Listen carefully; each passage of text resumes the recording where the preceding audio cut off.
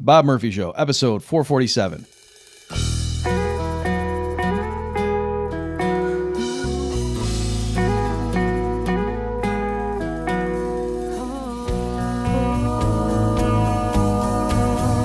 There's a tidal wave coming. What you gonna do? Get ready for another episode of The Bob Murphy Show, the podcast promoting free markets, free minds, and grateful souls. It's your source for commentary and interviews conducted by a Christian and economist. Now here's your host, Bob Murphy.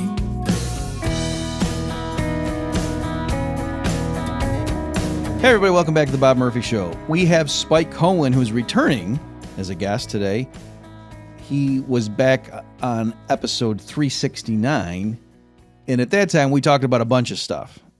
And one thing in particular was he had recently found Jesus, so we were talking about that, as you can imagine. But also, he had been the 2020 LP candidate for vice president, and he had had some high-profile debates with Destiny and then David Hogg, the gun control guy. So we talked about that stuff.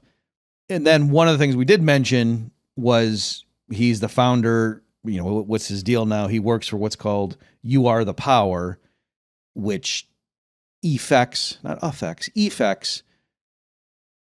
true reform of government overreach and abuse at the local level, also arguably the state level. And just their approach is very interesting.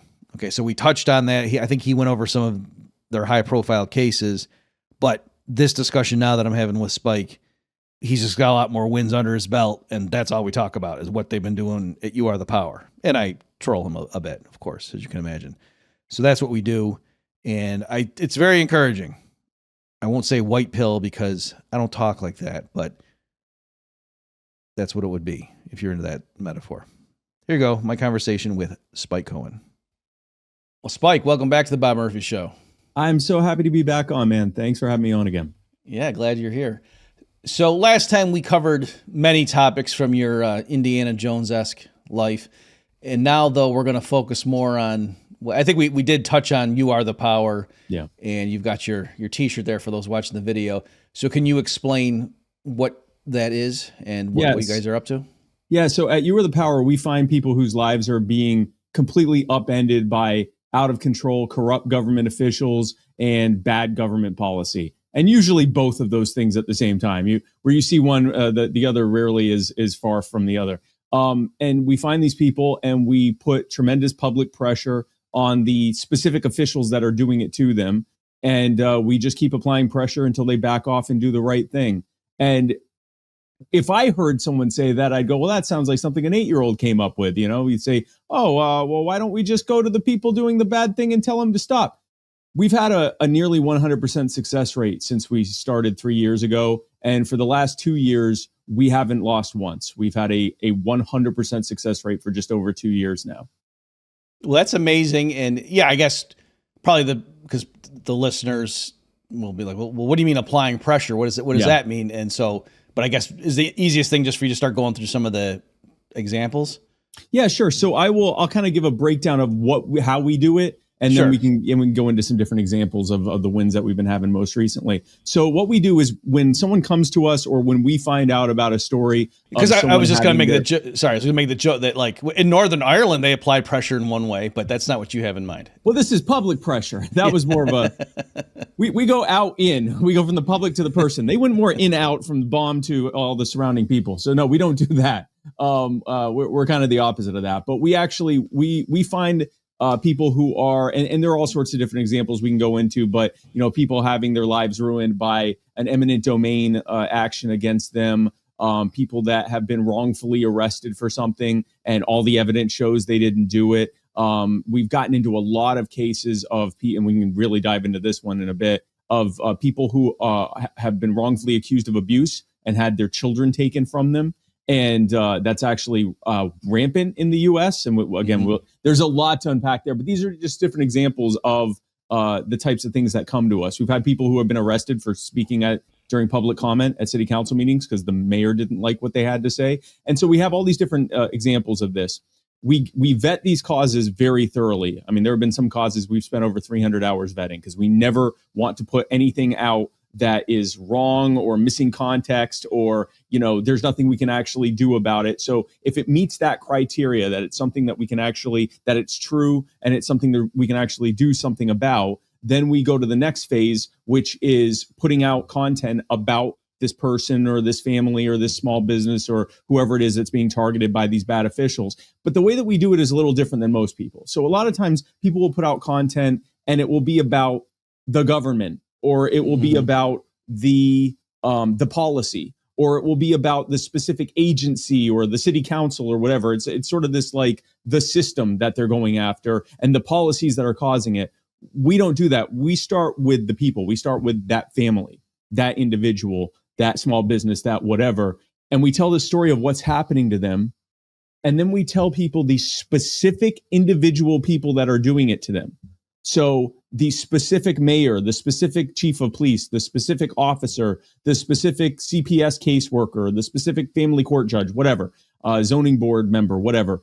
And we, instead of just saying, okay, now you now know about this, here's something else to be angry about, which is something that libertarians are very good at. We're good at getting people angry about things, but very often we don't give them an immediate call to action other than stop voting for statism, which is, that A, they may or may not do that, and B, that's not going to immediately help anyone. Instead, we give them a page on our website for that cause, for that person or that family or whatever.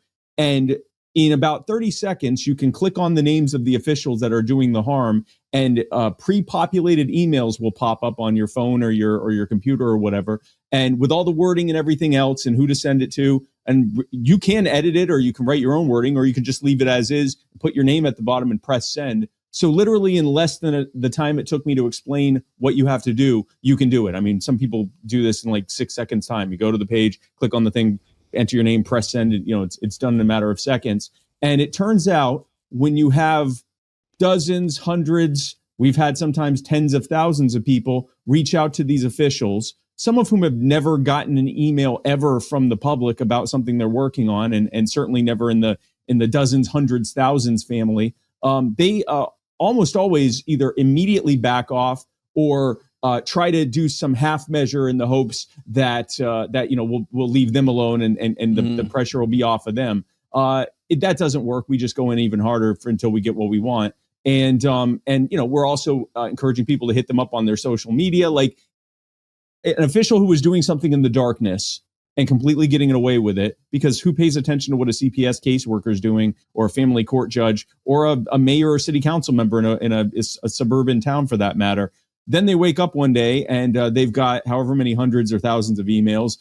They're famous on social media for all the wrong reasons. They've got, maybe their own constituents or people in their loved ones saying, hey, what's this thing I'm hearing about? And they almost always immediately back off. And sometimes it takes a little longer, but we always end up winning. Okay. Well, I'd like the model. Maybe at this point you want to go through some of the better examples just to show you, like, so people get some specificity, and then maybe I'll ask you more about your thoughts about what you guys are doing versus other approaches. Yeah. So I'll give two smaller examples. There's one that is, like I said, the family court stuff is a really heavy one that probably needs to just take a little bit more time just on its own to talk about. So I'll do two short examples of two, I guess, more brief examples of what we've done recently. So one was just a couple weeks ago now, a town in upstate New York called Cortland. They were considering a proposal that would have forced disabled people to purchase licenses to be allowed to operate their wheelchairs. Yeah. And that started as a measure to force people to get licenses to operate their electric scooters. But by the time they were done defining, what was or wasn't needing to be licensed, they had gotten to wheelchairs and mobility aids. So, if it wasn't hard enough, it wasn't because there were 57 deaths from people running over someone with a wheelchair. No. It was literally, I don't even think there were any deaths or any kind of problem. It was because other cities were charging people to be allowed to use their scooters. Well, by gum, we're going to do it too. And then by the time they were done, typical, mission creep bureaucracy. By the time they were done defining everything, they had included power wheelchairs and mobility aids and, things that people need. Otherwise, they're bedbound. So now they got to pay a fee or possibly pay fines or do jail time. They never defined that part. They never got that far. And so we found out about it. We vetted it to make sure it was legit and everything. And then we put something out on our social media about it. Within 24 hours, they backed off the entire proposal, not just the part about the wheelchairs. They just dropped the whole thing. So not only can disabled people continue to be able to use their wheelchairs in peace in Cortland, New York, but you can even ride your scooter as a bonus there. So that was one we did. I apologize. I'm sorry if this is putting you on the spot, but do you know, I'm just so baffled by that. Like, did they just have a vague definition and then somebody said, does this include wheelchairs? And I said, yeah. Or like, was it really official that they were saying, yeah, this it included EPAMDs, this is putting me on the spot. I'm not remember, but it's electronic, whatever the P is, assistive mobility device. And it was very clear that included wheelchairs and other types of mobility devices, powered mobility devices, specifically for people who need help with mobility devices. Right. You answered my question. That's what I was wondering. Like, was it that it spelled out something that was clear, or was it like so open-ended? Somebody was like, geez, I don't know. Maybe that applies to wheel. Okay.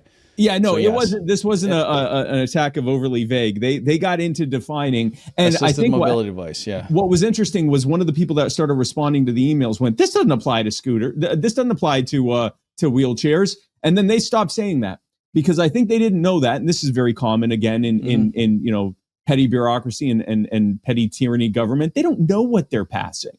Someone wrote up something. Someone was told, write up something, and they write it up, and no one really reviews it. And before now, once it's on the books, yeah, okay, we'll make them pay for the wheelchair. Now, more than likely, if it had actually gone that far, it would have been a blatant violation of the Americans with Disabilities Act. Right. We don't want the wait for the feds to have to sue over something. And nor do we want the feds involved in any way. We just are saying, hey, don't do this in the first place. And again, as an ancillary benefit, we also got it where they're no longer bothering people with scooters either. We're no longer threatening to.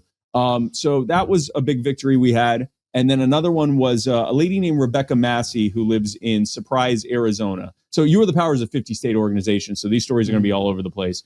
Rebecca Massey Surprise, Arizona is a suburb of Phoenix. She went to speak at the city council meeting because she noticed that the city council and the mayor were planning on passing a lot of salary increases. And the rules of that city are that you have to have a certain amount of public notification. There needs to be time for discussion and deliberation of it. You can't just pass it, quietly and hope no one notices, which is what they were doing. They had done some other similar things recently, so she went there to talk with them about it. She went during the public comment. She starts talking, and the mayor stops her and says, "You're not allowed to mention us by name or title." And she said, "That's a blatant violation of the First Amendment. Of course I can. I can stand up here and say nothing but obscenities if I wanted to. It's a public comment. I can say whatever I want for the time limit I've given." He responded by having her arrested in front of her 11-year-old daughter, physically put to the ground and dragged physically through the hall, through the city council building there. And they left her 11-year-old daughter in a parking lot at night, didn't allow Rebecca to contact anyone to get her 11-year-old daughter, who they left there in the parking lot late at night. This is like 7:30 at night. And thankfully, someone there called her husband to come and get her, to get the daughter. On the body cam footage, which finally we got helped get to get released, they told her that there was no such thing as her getting a call to her attorney. And they held her for about a day and then charged her with a bunch of different crimes, and none of which she actually committed, including resisting arrest, which she didn't do that either. And the mayor had a bunch of his friends put out hit pieces about her in the local newspapers, like hit piece op-eds about how terrible she was. And the chief of police put out a YouTube video about how perfect the arrest was. And that was a perfect example of professionalism. And so without ever showing the actual arrest video. And so they apparently had done this before and thought they could just, steamroll someone else for daring to question their ways of doing things. We found out about it. We helped get it out there. That went viral. And long story short, the charges were dropped. The mayor resigned. The city attorney resigned. The chief of police resigned. Rebecca is now pursuing a lawsuit against the city. And she's now our Western regional organizer for You Are the Power. Wow. Okay. And for all these, like, can I put notes? Like, can people see like the footage and things like that? Like, is that, you know what I'm asking? Like for that case? Yeah. So people can just. I can give you links to these. Okay. Yeah. Cause as you're sitting there telling the story, that's incredible. And then I guess you're right that you're saying that, yeah, somebody's like that and they think normally they would get away with it because who's going to believe her? It's like, there might be 8 people that saw it that night, but they're going to keep their mouth shut too because, I don't want that happening to me.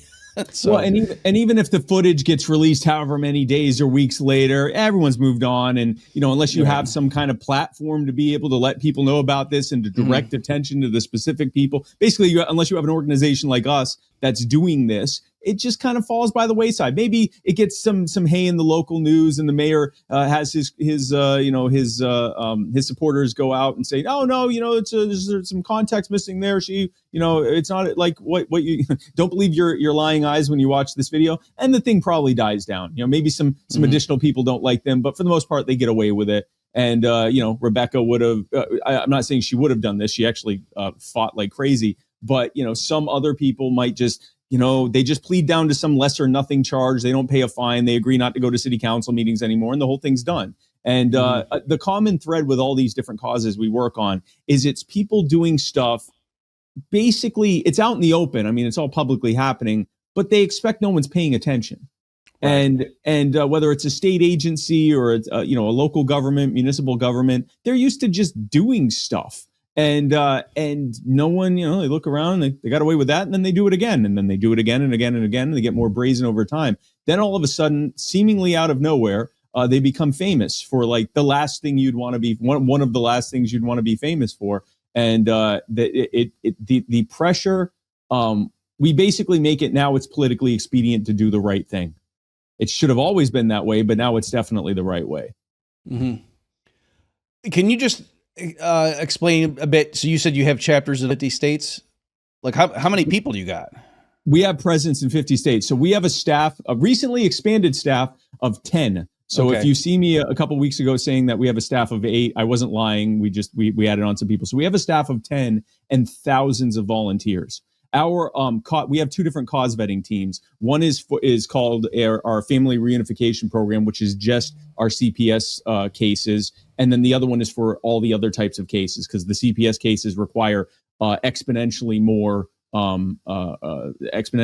vetting than, because there's like medical records and years of medical narrative history and all this stuff, as opposed to Rebecca Massey's case. We watched some body cam footage and read the police reports, and that was enough for us to know and the footage from the city council meeting where she spoke, that took us maybe 3-4 hours as opposed to hundreds of hours for these cases. So we have many people that are helping us with vetting these causes, including former law enforcement professionals, former legal professional, or actually current legal professionals, medical professionals, who are actually helping us vet all of this thing, reading the emails, reading the timeline, looking at x-rays and CT scans, looking at body cam footage, reviewing the various laws that are involved and everything else. So we do what a lot of these agencies and a lot of investigative journalists used to do, and then they just stopped doing it and went by vibes. And we're still actually like reviewing the records and reviewing the history to make sure it's legit. So that's the bulk of the work that we do, is that. The rest of it we leave to our volunteer members in the internet. Mm-hmm. I'm actually, it's funny because I'm pivoting now, because at first I was just trying to have you explain. So for people who like what you're doing and want to contribute, or to volunteer and help, just so they understand how they get plugged in. But actually now I'm thinking too, from the flip side, if somebody out there hearing this either knows someone going through something or personally is going, like, can you just explain a little bit, like, what do they do? They go to your website and then send, like, is there like an intake thing tell us about your case, and then how does that work? If someone's got a situation that they think maybe you guys can help them with, can you just explain like the procedure? Yeah. So they go to youarethepower.net/help. And there's a form there that they fill out to give kind of the initial information that we need to take a look at it. And then what happens is, depending on what type of a cause it is, one of our 2 teams will reach out to you once they're able to review it. to get more additional information that they need. They will vet your cause using our criteria. If we have the if it meets our criteria and we have the ability to take it on within the time frame that you need, then we will take it on. So there are some people that come to us and they're like, I need this within a week. We might not be able to look at it within a week. So we may not be able to help them. There have been times we've been able to move quickly, but especially now as we are getting more and more popular, for every 1% increase in our ability to our capacity to take on causes, there's been a 2 to 5% increase in the demand for it, which is, that's good. I'm glad we can help as many people as possible. But we get a lot. So if you go to youarethepower.net/help, if it's something we can help you with, we will absolutely will. People will think I'm just lobbing you this softball so you can make a plug, but that's kind of what I was thinking. Is like, if this gets traction, I'm assuming like the bottleneck is just you have like 15 different things that are worthy causes, and you got to just prioritize it with the resources you have and say, let's focus on these ones. We do, but I will say that there are a lot of times that we've been able to help behind the scenes by just emailing some people and saying, hey, this is on our radar. Maybe you could re-review what you're doing here.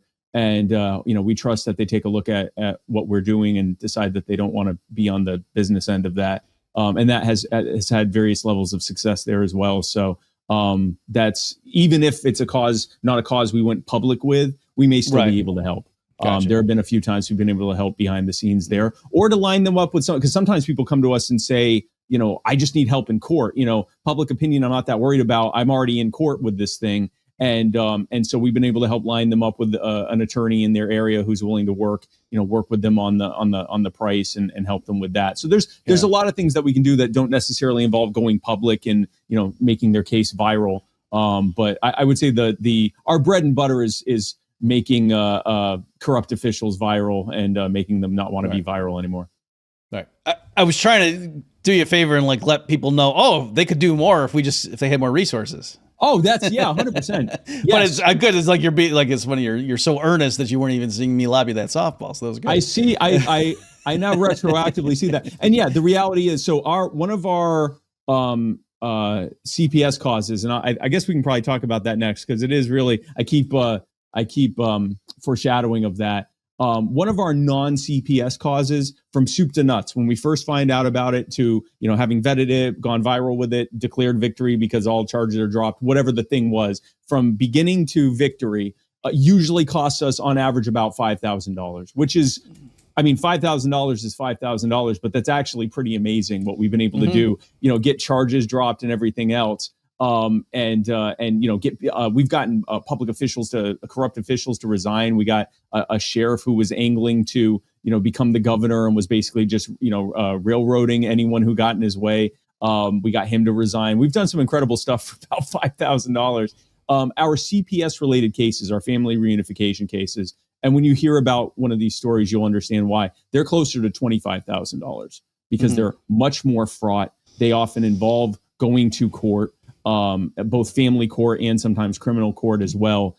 There's a lot more cost in there. So if anyone is in a position to be able to help with that, every dollar we get is another dollar that gets us closer to being able to help another family that's having their lives completely upended. And as far as I can tell, we're the only organization out there, certainly the only one that's liberty oriented at all. But I would say, just in general, we're the only organization right now that is thoroughly vetting these causes, creating viral content about it, giving people an immediate call to action instead of just getting them worked up and letting other people then do the activism part. We kind of include that in shop, and continuing to apply pressure and follow up until we win on it.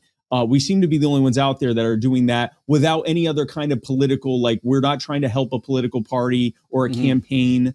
There are times we have helped get legislation passed. We actually got legislation passed in Georgia, but our main focus is on helping these individual people. And so that's given us a really incredible ability to be able to do this. So if anyone's in a position to be able to help, you can go to youarethepower.net/donate and give what you're comfortable giving. You can also go to youarethepower.net/join and become a member, become one of the people who's at the tip of the spear of doing this kind of work with us. Well, that's great. I mean, it's a cliche. You can't fight City Hall, and yet, I mean, when you the most amazing part of that first one you told me was you said the mayor resigned. Like we often fight City Hall and win. We win pretty much every time. Yeah, so that's great. So, do you want to transition now into the CPS stuff? Yeah, absolutely. So this case is we originally started. We were going to just, at least for the first few years, we were going to focus exclusively on local government stuff. City councils, county councils, county sheriffs, zoning boards, school boards, that kind of stuff. We were going to stay local because my biggest thing was I want us to build up a culture of winning. I want us to focus on things that are feasible for us to win, and then we can build up from there. I didn't realize how quickly that would happen. So we had a family reach out to us. We had another case in Texas of a family that had been wrongfully accused of abuse, had their children taken. We found out about it as it was already happening, and it was kind of on the tail end, and other organizations were already involved. We kind of helped give that final push, and ultimately the Dallas police dropped charges, and Dallas CPS gave baby Mila back to her parents. But that was when we kind of got involved at the end. It was more of a local thing, but we never started one. And so we had a foster parent reach out to us and tell us, I just fostered a child who I'm pretty sure is not being abused. And I looked up the parents, and I'm pretty sure they're innocent. And when I told DFACS, the Division of Family and Children's Services, the CPS agency in Georgia, when I told them I was pretty sure this child was not being abused, they told me that my 13 years of service were no longer needed, and that I'd no longer be needed as my husband and I would no longer be needed as a foster family. Keep in mind, Georgia has one of the worst foster family shortages in all 50 states, and they're telling a good family with a long track record that their service isn't needed because they're pretty sure that someone's being wrongfully accused of abuse. So I told my team, I said, listen, this is a state level issue, and I am very concerned about us making claims about whether or not someone abused a kid or not. Vet this more thoroughly than we've ever vetted it. And we did. Our team vetted it very thoroughly. And as we went, here's what we discovered. Matt and Tucky Hernandez had two children, or have two children, Emma and Aria Hernandez. Emma was the youngest. She was only, I believe, a few months old at that point. And she had bruising and swelling in her legs, and she was increasingly fussy. And so they took her to the Children's Hospital of Atlanta. The Children's Hospital of Atlanta did an X-ray or did X-rays and a bunch of blood work. Once the blood work came back, it showed that, first the X-rays showed that she had a bunch of different fractures in her legs. And when the blood work came back, it indicated that this was being caused by a medical condition, and there was no indication of trauma or any kind of physical anything that would have caused this. No abuse, no accident. This is obviously being caused by a chronic health condition. Before the evidence, the blood work fully came back, they accused Matt and Tucky of abuse. They took both of their children. They arrested them, and as a condition of their bond, they weren't allowed to talk to each other or live together. So not only did they lose their children overnight for no good reason, they also weren't allowed, they lost their spouse indefinitely. There was no end date to this. It was, until we decide otherwise, you cannot talk to your spouse and you can't see your children. So they lost everything overnight. And now some people would hear that and say, well, sometimes things happen, and it's an exigent circumstance. They don't know what they don't know. And so, they just jump in and do that. The problem is the police officer didn't think they did anything wrong. The CPS caseworker didn't think they did anything wrong, and yet they still took the kids. And then when the medical records came back showing that there was no sign of abuse, they still continued to press forward with the case.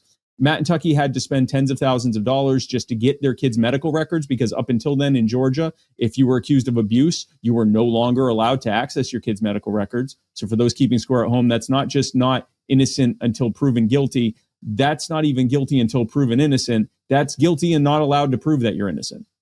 They fought in court. They finally got access to their kids' medical records. They saw it. They took it to medical professionals, all of whom, specialists, all of whom said, yeah, there's no sign of abuse here. Emma has one of a couple of different chronic health conditions that cause this sort of thing. And they said, oh, thank God we can go to family court and get this all resolved. The family court judge did not allow the evidence to be presented. She would not allow any of it to be entered into the record. Instead, she took the testimony of the so-called child abuse pediatrician who brought no paperwork, did not seem familiar with the case. And when pressed, he said, oh, well, statistically, when you see these kinds of these injuries, they tend to statistically be caused by abuse. And when the attorney asked for the source of that statistic, he said, well, you can find that kind of thing on the internet. And the judge took that stellar testimony and refused to look at all of the actual medical records or specialist opinions. And based on that, she ordered non-reunification, which meant that Emma and Aria would be placed for adoption permanently, and Matt and Taki Hernandez would never see their kids again. At the same time, they had hanging over their heads the possibility of a criminal prosecution where both of them could go to prison for up to 40 years. That's when that's what we found out about it. We got everything together. We vetted it thoroughly. We saw that there was not only no evidence of possibility of abuse, every bit of evidence showed that they were innocent and that DFACS and the state and the family courts were guilty. And so we put out the cause. 3 things happened immediately. One is that a lot of people got really upset about this. This went viral, and thousands, actually well over 10,000 people contacted the CPS worker, the CPS worker's supervisor, the family court judge, everyone we told them to contact, the DA, everyone involved, the head of DFACS, Candace Burose. We had them contact everyone. So that was the first thing that happened. Second thing that happened was, for some inexplicable reason, every one of the officials did a complete 180. They went from trying to prosecute this family or trying to take this family's children from them to saying, "Oh, we don't see any evidence of abuse here. We're gonna close all this out. And once the criminal prosecution ends, then we'll allow the children to go back into your home. But in the meantime, they can go back with family, and you can see them. You can see them if they're supervised by the family and so forth." So that was a huge victory that happened very quickly. The third thing that happened was that families came out of the woodwork across Georgia and across the country with the exact same story, and we started vetting many of their causes, and the exact same thing had happened to them. They had a kid with a chronic health issue like Ehlers-Danlos, osteogenesis imperfecta, neonatal rickets, metabolic bone disease, all these different things that cause fractures and swelling and bruising, but there's no sign of trauma. The evidence of these different conditions is very obvious with all the tests that are done on them. There's 100% medical expert opinion that when it's reviewed that these kids were sick, that there was no sign of abuse. And the only one accusing them of abuse is the child abuse pediatrician. Then we found out why that is. Under Title 4E of the Social Security Act, the federal government pays CPS agencies, and not just CPS agencies, but the entire pipeline, the child abuse pediatrics within the children's hospitals, the CPS agencies, the family courts, the entire what we call the child abduction industrial complex pipeline. They pay them every time they accuse someone of abuse. And if the child is placed in foster care, they get even more money. And if the child ends up being permanently put in an adoptive family, they get even more money. And if the child ends up having a chronic health condition, they get the most money. And so when these so-called child abuse pediatricians are seeing a sick kid, instead of saying, my goodness, we need to do something to help this poor sick child, they go, cha-ching, this is the maximum amount of money that we can get. And all they have to do is destroy a family in the process. And they are doing this at scale in pretty much all of the 50 states because it is ultimately a federal problem. The funding is a federal problem. Some states are worse than others because some states have actually harmonized their funding criteria with the federal governments. So now you don't get much of any money unless you're accusing a bunch of people of abuse. And so not only are a bunch of innocent parents being accused of abuse, but we're also seeing a rise in actual abuse incidents where children are being killed, where they're being neglected until they die or face serious injury, children dying of overdoses because of exposure to drugs. And it's because the CPS workers are being given these quotas that they have to fight frantically to fill. And so they're camping out at children's hospitals because that's the easiest thing to do. Thing is, abusive parents don't take their kids to children's hospitals after they abuse them. They're actually, and this is very common with, anytime that you have a perverse incentive in place, the agency, the government, these individuals that are in this position, they're just trying to fill their quota. Well, the easiest people to go after are ones who didn't do anything wrong, but they have something you can check on the box. The child had a bruise, the child had fractures, and then they just railroad them. and everyone involved just railroads them. And this is happening at scale. So once we realized this wasn't just some one-off of some, rogue agent, of some, a rogue CPS worker or a rogue family court worker, and that this was like a major issue, we went to town with this. We started heavily vetting these causes. We started putting all of their family information out there so we could start, getting traction for these causes as well. We started getting their children returned to them as well. And so we started actually getting children returned home. And this was one at a time that this was happening, but it was at least happening. We talked to people who'd been working in this space for 20, 30, 40 years, some of whom had lost their own children and continued fighting. And they said, we've only ever lost. We've never had this kind of like major victory after major victory of getting kids returned. And then something really incredible happened. The head of Georgia's DFACS agency, their CPS agency, Candace Brose, she at one point, DFACS was one of the worst offenders and she was one of our worst opponents. We kept reaching out to her. She eventually apparently looked at our content and she looked at a investigative documentary that was done by an investigative reporter in Atlanta, Rebecca Lindstrom with 11 Alive. She looked at all that and saw what we were working on. She contacted us privately, mind you. This was not some political, magnanimity type political expediency thing. She contacted us privately and said, I had no idea it was this bad. I didn't know. What do we do to fix this? And so we privately gave her a list of stuff that needed to be implemented immediately.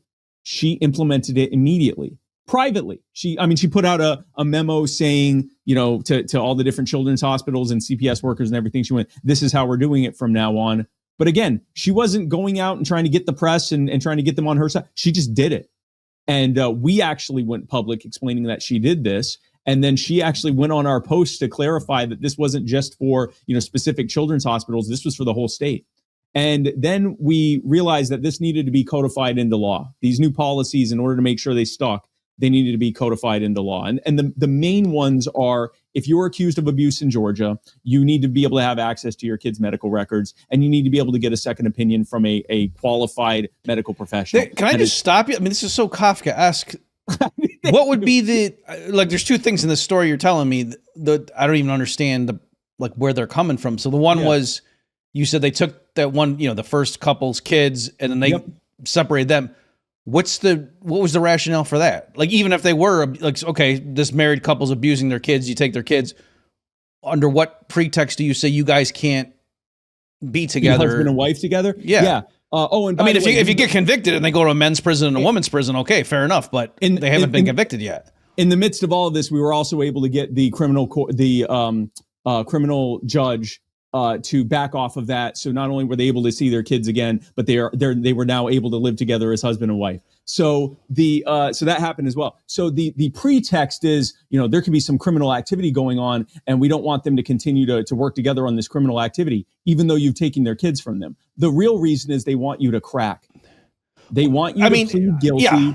They want you to plead guilty and lose your kids, but at least you got your spouse back or your partner back. And, hey, you're young, maybe you can have more kids. I mean, that's what people have been told with this is that, just give it up. Just give it up. Do you want to spend 40 years in prison and lose your kids? Because now you're broke and you can't even, we've taken everything from you. You have 6 figures in legal debt already. We're just going to keep slowly applying pressure until you crack. Or do you want to just give up the kids? You're not going to see them again anyway.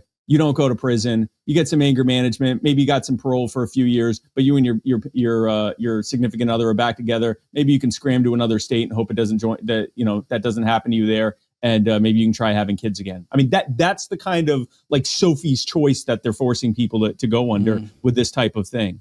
So, but I just wanted to clarify though. It wasn't that, the dad is abusive, and so they're saying you gotta stay away from the mom because you might hit her too. Because they usually are claiming that. In fact, first of all, they typically claim it's the mother that's abusing them, or both. Sometimes it's the father, but usually, like in the case of Matt and Tucky, their main claim was that Tucky was abusing them, even though this child continued getting worse under foster care.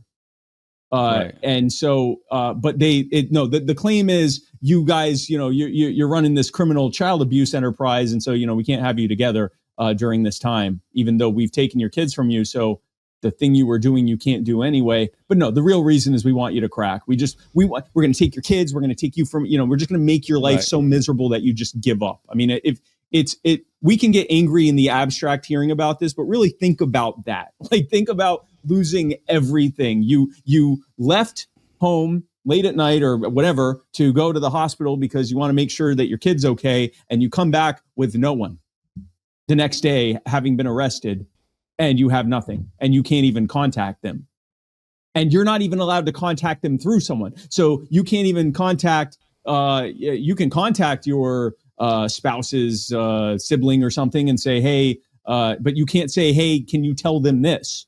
So you lose all communication and all of that. So no, it is a horrific thing that's being done.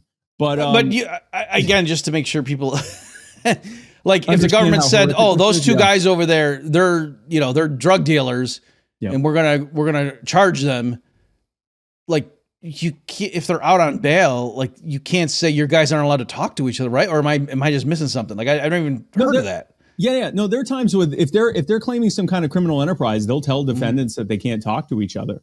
It's nuts that they're spouses and they live together, and you've already taken the thing that you said they were doing, right? Abusing the kids. Those kids are gone.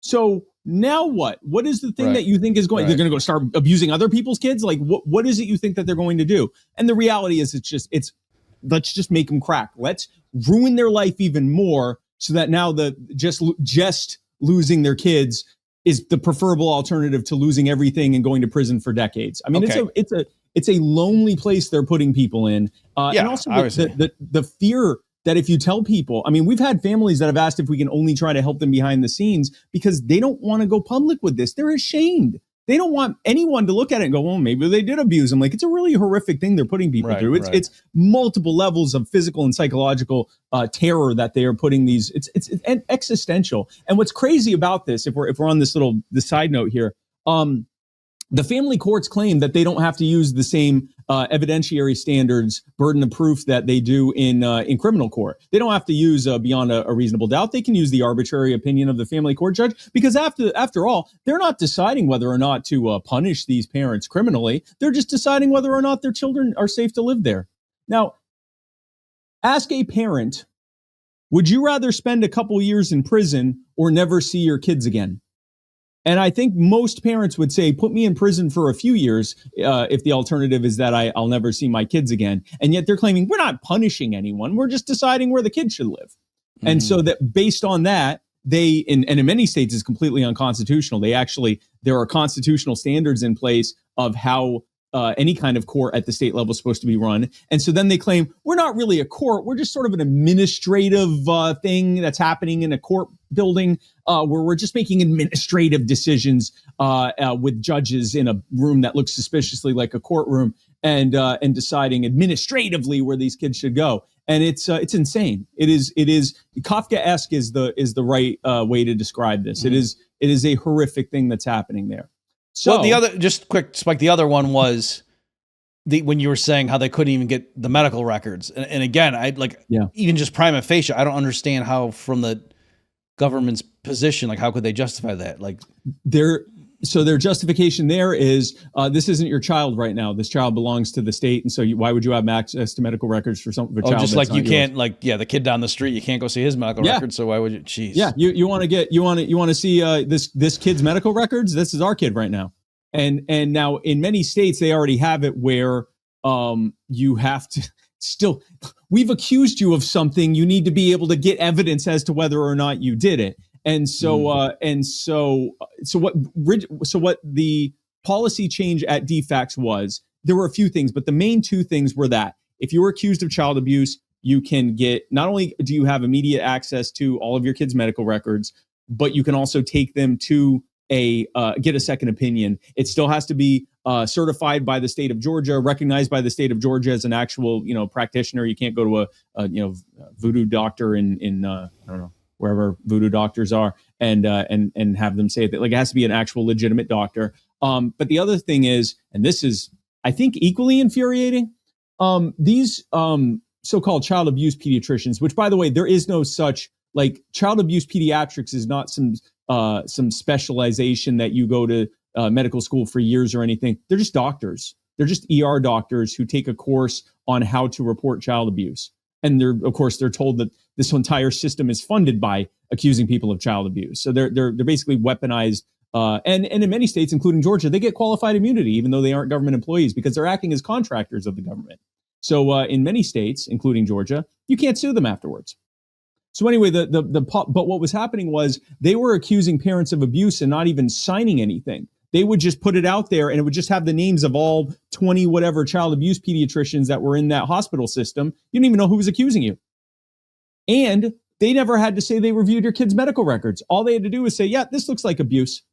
And that was it. So now the new policy is that you have to actually legally attest to that you reviewed the child's medical records. Again, very Kafka-esque. Before I accuse someone of abuse, I have to make sure it was actually abuse. And they have to actually sign it as the actual person who accused them of the abuse. And those two changes eliminate the vast majority of false allegations of child abuse. Just having the ability to have your kid's medical records and to get a second opinion and to force the person who is accusing you of it to show themselves and actually say that they legally attest that they actually reviewed your kid's medical records. Just those two things do a great deal of fixing this. So Candace Brose, who has at this point had her Saul to Paul Damascus moment, like she really, it was very obvious that I don't know that she became a principled libertarian or anything like that, but she recognized this was wrong and it needed to be fixed. So it went from literally no one would talk with us. And when I say no one, I mean we would go and talk with legislators at the state level, and some were sympathetic, but there were other ones who told us, I'd rather innocent parents lose their kids than guilty parents not lose their kids. We were told that. And by the time we had got our legislator said that? No, yeah, legislator said that, yeah. And here the payoff will be great on this. It ended up passing the legislation that was written, which was basically just the policies that we had told her to implement in DFACS, written as law. It passed unanimously, including that legislator who told us that she'd rather an innocent person lose their kids than a guilty person not lose their kids. She actually came to us afterwards, after voting for this law, and said, I'm so glad that this happened. Thank you so much for this happening. We take that as a win. That's called political expediency. We make it politically expedient to be on our side. This law was named Ridge's Law, after Ridge Collins, who was a boy with I don't believe he had Ehlers-Danlos. I believe he had complications from the birth process. I think that's what his was. But whatever it was, they took him for 3 years. And with our help, they were able, the Collins family were able to get their kids, get Ridge back. It was named Ridge's Law, and it was signed back in May by Governor Kemp, surrounded by the families that we had helped to get their kids back. Folks, let's take a break from the action for this important announcement. If you care about your liberty and your financial freedom, you need to hear this. From October 10th through 12th, Mikkel Thorpe, host of the Expat Money Show, who's been a guest on this program, is bringing together top experts from around the world for the Expat Money Online Summit, and it's completely free to attend. You'll learn how to legally protect your wealth, secure second residencies and citizenships, reduce your tax burden, and own property abroad, all to safeguard your freedom. This year's focus is Latin America, where opportunity is booming. Argentina is shifting to free markets. And as an aside, word on the street is that Milei recently told his top lieutenants that they should go read my booklet, Chaos Theory. True story. That really happened. El Salvador is undergoing a dramatic transformation, and Panama and Paraguay are offering simple residency programs. A Plan B is no longer optional. It's essential. So reserve your free ticket at expatmoneysummit.com. That's EXPAT moneysummit.com. expatmoneysummit.com for your free ticket. Do it today. Let's get back to the show now. All of that started, and we are now, I just a couple weeks ago, I was in New Hampshire talking with lawmakers there about the fixes that need to happen there. Their problem's so bad that they're taking children as young as 6, and because they don't have enough foster parents to actually take all these kids that they're taking at scale, they're retrofitting prisons and putting children in there. And again, as young as 6, and they're putting them in there with juvenile offenders. And, yeah, and the things that I don't want to get gruesome with this, other than to say there are children that have been in there for years, some of whom have had to go into solitary confinement. Again, these are children that committed no crime and may have been abused by their parents or may not have. We don't know. The things you hear about happening to adults in prison is happening there every bit as badly, often for years. And they're not the only state with this problem.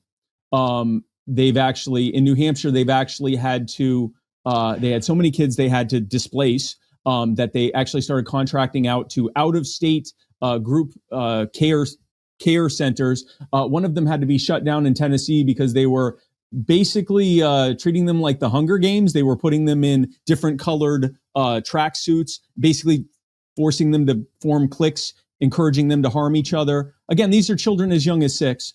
And so, I mean, these things are happening at scale. And I'm calling out New Hampshire because I was just there, but this is happening in more states than it's not happening in. It's really, really bad. And so we're now having lawmakers reach out to us, New Hampshire, Florida. In fact, in Florida, they're trying to pass a law very similar to Ridge's law right now called the Patterson Law. Very similar situation with the Patterson family that we're helping there. What other states? West Virginia, Kentucky, and others as well, to say, let's fix it here. So we're building this critical mass to fix the problem state by state. And ultimately, I'm working towards getting the critical mass to fix the problem at the Title 4E of the Social Security Act, to either eliminate it entirely or at the very least tie the funding to something neutral, like the population size of the state or something that doesn't incentivize and subsidize a specific outcome. And so all of that started because one foster parent, her name is Jennifer Williams, reached out to us because she saw something that was wrong.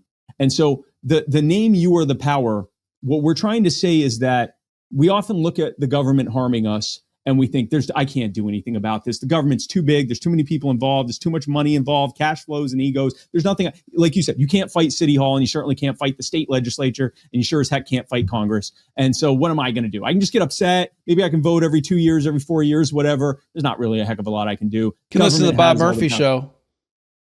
What's that? I said you can listen to the Bob Murphy show. You can listen to the Bob. Don't anytime you see my cause, any cause that you see from You Are the Power, there are 2 things we want you to do. And the first one is listen to the Bob Murphy show. After you've done all of it, his entire catalog, including this one, watch it, then come back and help us with the cause. But watch the entire Bob Murphy show from episode 1 to what number is this? It's going to be 450, something like that. Watch 450 episodes of the Bob Murphy show. Make that your life for however many weeks that takes. Then come back and help us with our cause. They're going to be so much better equipped to help you once they've done that. You will understand economics so good. And you'll know that was a improper use of grammar just from watching the Bob Murphy show. Exactly. But people feel overwhelmed by this. And they're like, there's nothing I can do. Government has all the power.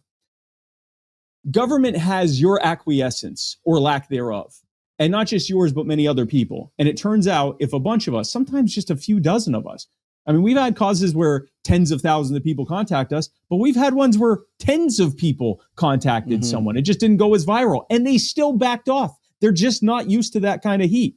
And so our whole thing is this. There are people that are being hurt right now, not in the abstract, not potentially or anything like that. They are acutely being harmed by the logical conclusion of the perverse funding incentives and perverse incentive structures that are inherent in the state.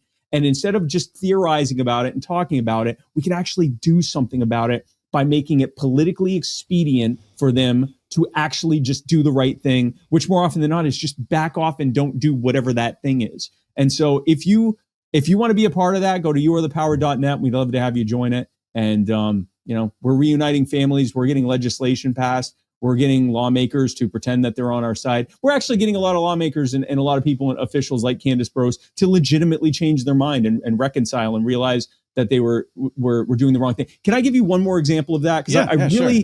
I love, especially as a Christian, I love the reconciliation even more than I love the resignations and disgrace.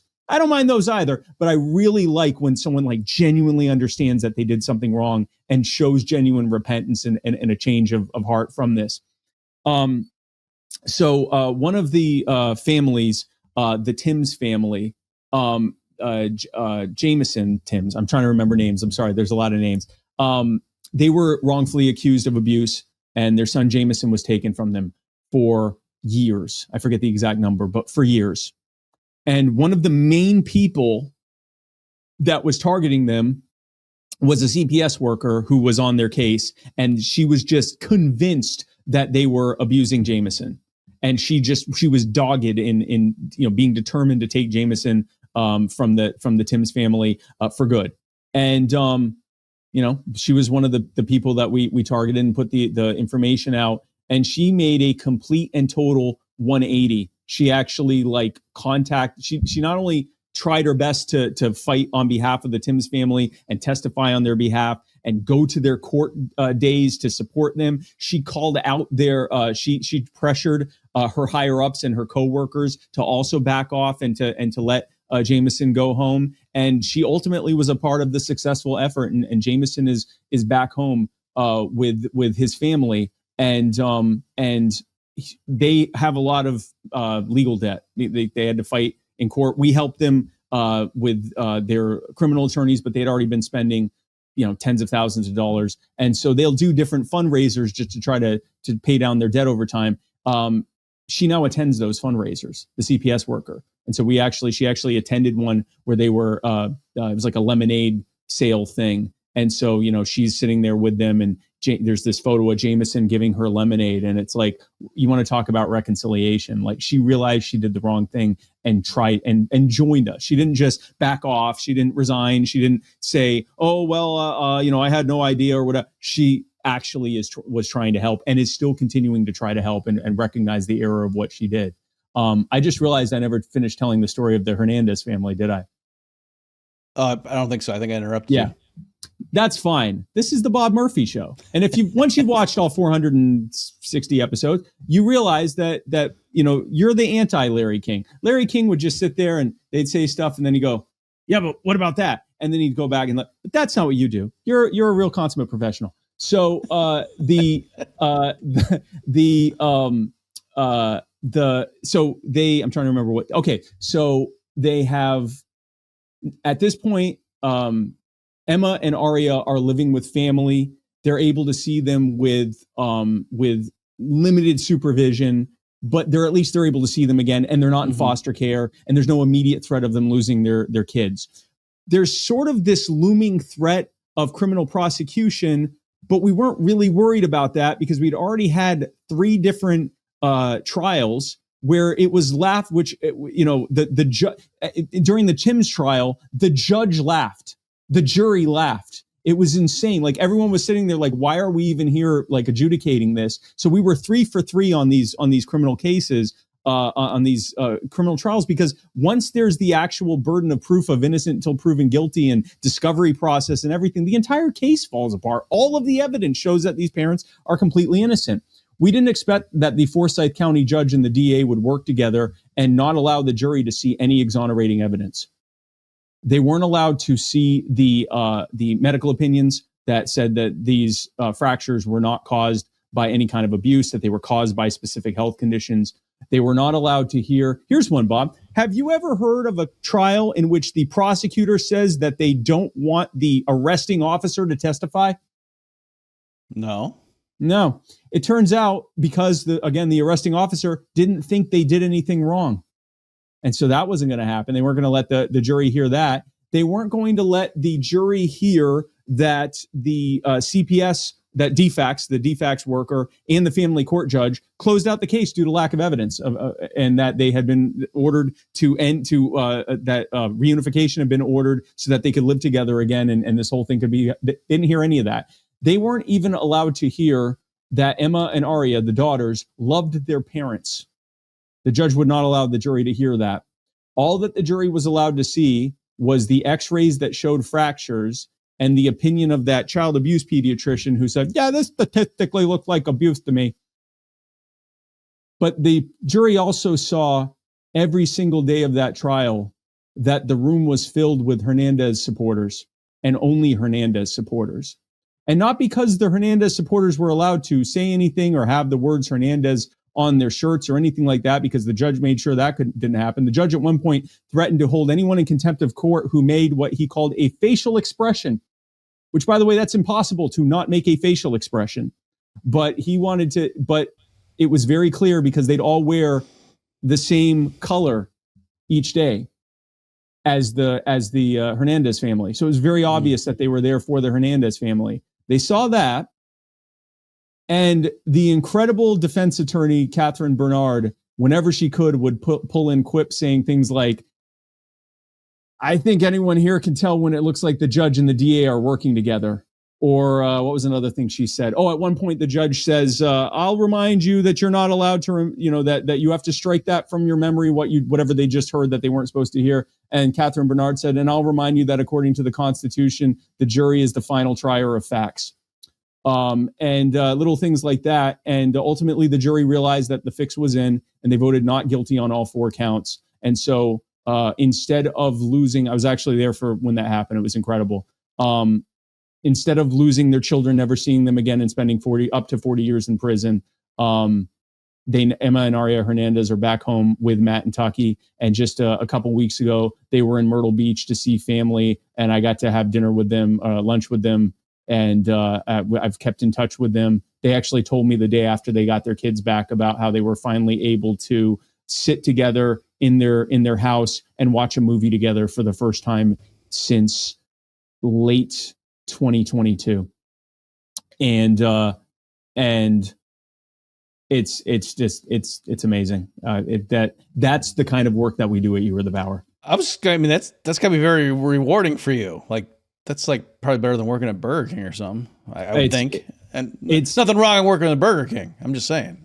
Yeah, I mean, listen, well, to be fair, I've never worked at Burger King. I did bus tables at a oyster bar when I was 13 years old under the table illegally. That was a rush, but not the same as like reuniting. So there's a criminal running this organization. You are the power. I see. An illegal. I'm not a migrant. Well, technically I am a migrant because we moved from Baltimore. We were refugees from Baltimore, and and then I worked illegally. So yeah, I'm an illegal migrant. Cavorting with anarchists. Illegal migrant laborer. Yeah. But no, I was there. That was Friday. That was a Friday that they were found not guilty back in May. And that Sunday I stayed so I could worship with them at Vision Baptist Church, which was incredible to them. There was a lot of the people that were there were their church family. They hosted a picnic lunch for all the volunteers every single day during the trial. They were having prayer intercessions throughout the night where people were at at home and at the church praying all through the night. They would call regularly to keep in touch with Matt and Tucky to make sure they were okay. They actually allowed their church facility to be used where they could have their visitations during that flex period, with that intermediate period where they weren't able to have the children back home yet. They were absolutely incredible. And so I said, I've definitely got to meet these people. They're amazing. And so we went and I worshiped with them on that Sunday.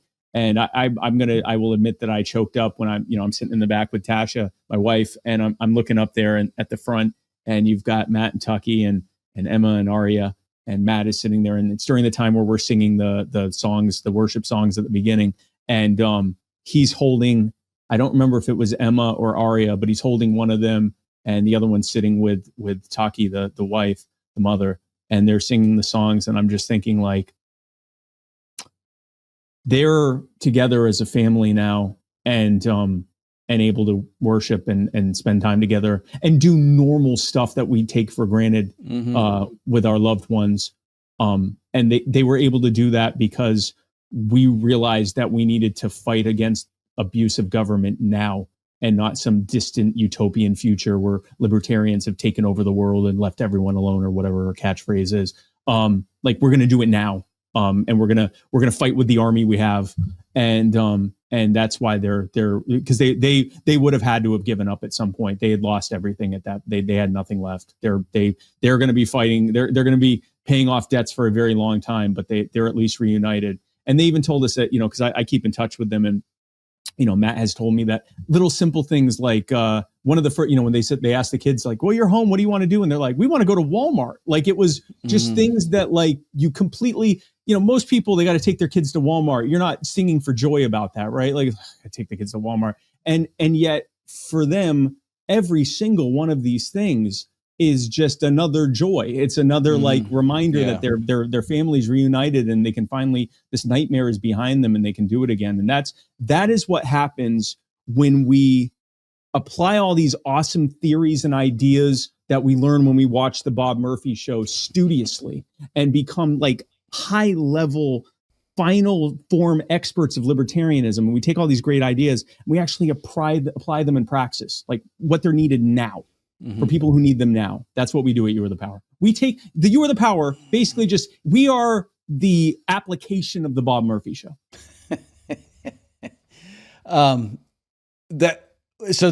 Joking aside, that's incredible. I mean, I'm getting choked up just when you were telling that story. And just on that point about like the theory and whatever, it's funny because for years, that's one thing that I'd heard from people say is like, oh yeah, I'm all in the libertarian stuff, but I don't know, when it comes to kids, and you know, when I was younger, like I understood that sentiment, but you know, well, okay. But I mean, it's, as you know full well now at this point, but over the years, as I was getting older, just hearing anecdotes of people either dealing with it as parents dealing with the system or workers, you know, who had got into CPS thinking they were going to be, you know, change the world, and then seeing how it worked in practice and being horrified and coming. So just realizing that if you think the government is bad everywhere else, you don't want them to power just to grab people's kids. Like that's, you know, or you better be really careful and have really high standards there. Not say, well, let's just err on the side of, you know, because you know, if there's an abusive family, then yeah, we got to do something about that. And let's err on the side of, like, that's why you were saying with that legislator saying that when you in other contexts, it's like, oh, it's better that, what is it, that 9 guilty men go free than we convict 1 innocent man and that kind of thing. Yeah. And, you know, you can quibble about the numbers, but that's kind of a bedrock principle. And so to just so cavalierly be saying, oh yeah, I'd rather, you know, it's the important thing is to let's make sure we don't accidentally leave abusive parents with, you know, kids with abusive parents. Let's err on the side of just grabbing them. Any studious watcher of the Bob Murphy show knows that the state is a monopoly of violence. And it's also, and I'm sure you've talked about this extensively, it's also a series of, I like to say it's 12 perverse incentives in a trench coat masquerading as a you know, a public service organization. There's a lot of really bad built-in incentives because they remove all the feedback loops and feedback mechanisms that would hold them accountable. You can't not give your money to them, right? You can't opt out. You can't opt out of their services. You certainly can't create a competing service. They'll actually execute you for that. And so instead, you just kind of have to go with whatever they give you, and you have to, you know, fund them to whatever level they tell you to individually. And you know, the one mechanism of feedback they give you is a vote, which is increasingly a joke. And so they can do whatever they want. And in this case with CPS, we hear that, you know, libertarians hear that there's more people that are being wrongfully accused of abuse and more actual abuse cases happening because they're spending more and more time just going after the easiest prey.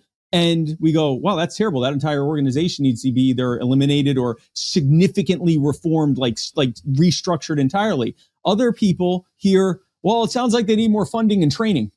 And the CPS agency goes, yep, absolutely. We need more funding and more training, which means more funding because it's just more money. Mm-hmm. And so they actually have a perverse incentive for the problem to get worse, right? Like it's not just they have a perverse incentive to get this money by accusing people of abuse, whether or not they did it. But if the problem gets worse, you can go to the public and say the problem's worse. Look, we've arrested and all these people and taken all these children from abusive people, and yet the number of abuse cases continues to skyrocket. We need even more money. We need an investment from the public to protect our children, and no one could possibly be against that, right? And so this is, and the only thing they have to do is completely put aside any shred of their humanity on this thing. They have to act like monsters, and they don't see themselves as monsters. They go to church, they go to synagogue, they go to whatever, they go to community stuff that they are a part of. They give to charity. They kiss their kids on the forehead before they go to church, before they go to school. They have the same worries and concerns that we do. They're normal everyday people. They do this one monstrous thing, and you got to break some eggs to make omelets, or the system's not perfect, or whatever they have to tell themselves. And at some point, they stop having to even tell themselves that. It's just what they do. You see them at these family courts, and they're sitting by the the water cooler, and they're drinking coffee to try to stay awake. Like, it's the banality of evil in full effect. They really are it's just the thing they have to do. They're just doing their job, Bob. And the reality of that is, in order to be able to do this, they have to stop looking at people as human beings and start looking at them as some kind of abstraction, a political opportunity, funding opportunity, or some kind of obstacle or whatever. Like, to take someone's home because you want to build a parking lot because it'll help the businesses of the people that voted to get you into office. You have to not see that person's home as a person in a home. You have to see them as something in the way of whatever goal that you have. And so I think libertarianism, distilled down to its basic, most core thing, is we have to demand that we are treated like people, like individual human beings, and not treated and discarded the same way someone would an insect or a used car or something like that. We are people. These are people. They would never want this to happen to them. They have the agency to decide whether or not to do this to us. And so we reach them en masse and tell them, you're going to do the right thing here. We'd like for you to join us so we can thank you and we can, hold hands and sprint to the victory here. Or you can resign in disgrace, or you can just back off and do the right thing for political expediency. But you're going to treat us like individual human beings. You're going to afford us the same humanity that you afford to people that you care about. We are going to insist it. We're not going to attack you. We're not going to threaten you. We're not going to do anything like that. We're going to be as kind as any mob you've ever seen. But we are going to be insistent and consistent and persistent, and you are going to do it, or the pressure is going to keep getting ratcheted up, and more people are going to wonder why you're doing such a monstrous thing. Or you can join us, and we can all be friends together. And that's what we offer at You Are the Power, and that we've had for 2 years now a 100% success rate. Well, that's great. Do you have time for one last question? Sure, absolutely. So let me, because I'm sure some people, just they like what you're saying and so forth. But let me just, as again, devil's advocate. Yeah. Someone who's listened to 450-ish Bob Murphy episodes knows that I don't just have softball interviews here. I mean, am I right in thinking the obvious concern would be, okay, yeah, I like you, Spike, and the people you have around you, but this is kind of scary, right? Like, if you just, this is kind of like cancel culture, and we don't want a bunch of Karens on social media, so they trying to get somebody fired because they don't like somebody's tweet or something. And what feedback mechanism is there to, like, and I suppose, let me answer right. I suppose one obvious thing is if you guys ever got it wrong and you got the CPS to back off of somebody and it turned out like, oh no, they really were abusing their kid. Like, your people wouldn't want to volunteer with you and their funding would dry up. And, so there's that besides you just feeling bad. We would necessarily lose all of our credibility if we were to ever do that. And even before that, I would say we're obviously doing something wrong here. One of the things that I pride our organization in the most is how thoroughly we vet our causes. Mm-hmm. It's one thing if someone gets arrested at a city council meeting and it turns out there was, maybe they had been harassing the people or something, and maybe they shouldn't have been arrested, but it wasn't quite as cut and dry as we made it out to be. That's bad enough, right? Like, it still kind of messes with your reputation, but we can probably apologize and move on from that. If we ever inadvertently helped a child abuser, we necessarily lose our credibility. We can be right 900 times. If we're wrong that one time, then I would, at the very least, I would take a look and go, what did we get wrong here? Right. And it would take us, if we continued moving after that, if we continue going after that, we would have to, really examine how that even happened. I am proud to say that we have been incredible at making sure that there's not even a shred of evidence or even a doubt about it. So we go this far, especially on the CPS cases, which is another reason why it's its own kind of semi-autonomous thing within You Are the Power, because its level of scrutiny is on a different. We have high level of scrutiny for everything. That one is on. I mean, it's not just like beyond a reasonable doubt. There can't even be a shadow of a question of anything. So we've actually had some families that have reached out to us, and there were just some question marks. It wasn't even like there was any evidence that they did anything wrong. It was just there was some information they weren't able to get to us because they were still fighting to, get records or whatever. And we would tell them, listen, we can help behind the scenes. We can't go public with this because we can't put our name on this. We can help you with resources to be able to fight back and to try to get this information. And if you could get it, then we can help kind of call in the cavalry here. But we can't go off, not even half cocked. We can't go off 99% cocked. We need to know beyond any shadow of a doubt with no outlying questions unanswered or anything that they are innocent. And beyond any kind of shadow of anything. That I would much rather we don't take. We've had causes where we've spent hundreds of hours vetting it, and we're pretty sure that they didn't do it. We don't go forward on it because there was one thing. And one final thing on that is, if any member of our vetting team has any reservation about going forward, even if everyone else is 100% gung-ho about it, we're not doing it. It is, we will always err on the side of not going public. If even anyone feels the least bit uneasy about it, we don't go forward. So it is, we are as sure of that as I guess any human being can be sure of anything in this temporal world that we live in. It really is.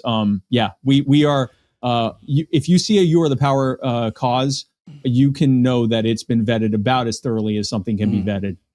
And it kind of reminds me of like WikiLeaks, where they want to absolutely make sure that if some if they leak a document out, that they vetted it, they don't ever want to get caught, spreading some bogus thing, because then they're just done. Their reputation, exactly. That's their whole credibility, right? We're just another rabble-rousing organization throwing out a bunch of stuff that may or may not be true, and I would unfollow that. I would say cancel my membership. I don't want to be a part of that anymore, because there's already plenty of that. So our causes. We have, they're hundreds of hours on some of these causes, especially the family ones. The more serious the allegation is that's happening, the more heavily we're vetting it. Mm-hmm. And it's perverse because, like with WikiLeaks, they're exposing like literal war crimes of people lying through their teeth, to Congress. Yep. And that's fine. But if Julian Assange his organization ever got caught accidentally, in good faith, distributing something, they're a bunch of, and the same thing with you, like, they can be taking kids and doing stuff and suppressing medical testimony all day long. But if you guys ever in good faith, would just happen to be wrong on something, then boom, you look at these monsters over here. So it's a crazy system, but yet if what we have is the truth on our side. So you got to make sure that people believe that you're, we have the truth on our side. They have normalcy bias on their side, and normalcy bias is a very, very powerful thing. It is more, especially if you're a parent. And guns and printing presses too. Let's not.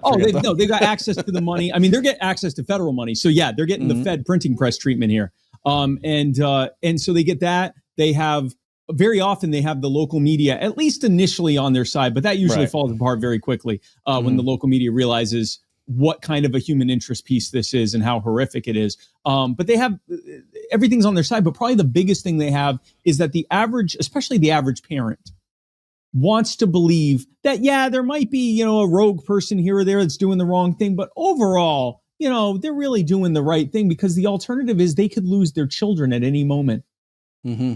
And that's a horrifying thing to think that, you could lose everything overnight. And it's not just some weird one-off aberration. Like, it could happen. You could take your kid to a children's hospital, and instead of finding out they have Ehlers-Danlos, you're told that you abused them. Or even if you already know that your kid has Ehlers-Danlos, you're still told that you abused them. And then you lose your kids. And then you might not see your spouse. And then you're having to run up tens of thousands of dollars. And so and you might lose everything. You might go to prison. It is a horrifying thing. And it's easier to go, I think maybe they might have done it. Or maybe this is a one-off thing and you're kind of overreacting. Activists on the internet, they kind of overreact to stuff. We would rather underreact. We would rather put something out and go, it looks like this. We didn't start making those allegations about the federal funding incentive until we really understood it fully. And then we started saying, nope, this is Title 4E. This is the problem. And so it's we err on the side of, we say what we know as well as anyone can know anything, what is 100% true, because I understand that we are the ones that can't ever be wrong, which is nuts, because if we're wrong, it just means some organization is wrong and you stop supporting it, you unfollow it, you block everyone involved in it, whatever. But the government, who could ruin your life accidentally or intentionally, yeah, they're wrong sometimes. That's fine. Yeah. All right. Well, folks, my guest has been Spike Cohen. Spike, thanks so much for coming on and telling us what you've been doing and all the efforts that you've been describing here. That sounds great. And hey, more power to you, huh? How about that? Thanks. I appreciate that, man. God bless you. God bless everyone watching this. I have 2 calls to action for you to end this show. You might have calls to action too. This is your show, so you can do that too. But before I go, I have 2 calls to action. Number 1, Bob Murphy Show, episode 1. Go all the way through. All the way to this one. Stop watching that. Well, it's almost over. You can finish watching this one. Finish watching this one, then watch episode 1. Go all the way through. I want you to be so filled with Bob Murphy in the brain that you are just empowered by that. I want. So that's number 1. That's number 1 call to action before you do anything else. Okay. Number 2, join us at You Are the Power. Go to youarethepower.net, become a member. If you're in a position to be able to give, you can give as well. If you have a cause that you need help on, you can go there and get our help. We are going to, and we continue to be the fastest growing movement within the Liberty movement. And we are demanding that we are respected like people and treated like people. And we just keep winning. We'd like you to join us in winning. Thank you again for having me on. God bless you, man. Okay. Thanks, Spike. Thanks, everybody, for tuning in. See you next time. You've just experienced another episode of The Bob Murphy Show, the podcast promoting free markets, free minds, and grateful souls. For more information and to subscribe to this podcast, visit bobmurphyshow.com.